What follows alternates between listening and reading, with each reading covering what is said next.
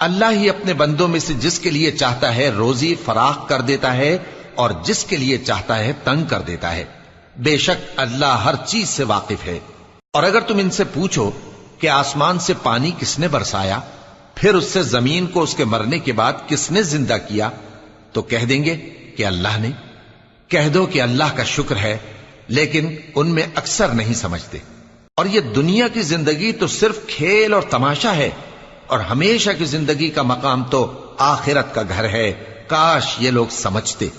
پھر جب یہ کشتی میں سوار ہوتے ہیں تو اللہ کو پکارتے، خالص کرتے ہوئے اسی کے لیے اطاعت کو، لیکن جب وہ ان کو نجات دے کر خشکی پر پہنچا دیتا ہے تو جھٹ شرک کرنے لگ جاتے ہیں، تاکہ جو ہم نے ان کو بخشا ہے اس کی ناشکری کریں اور فائدہ اٹھائیں۔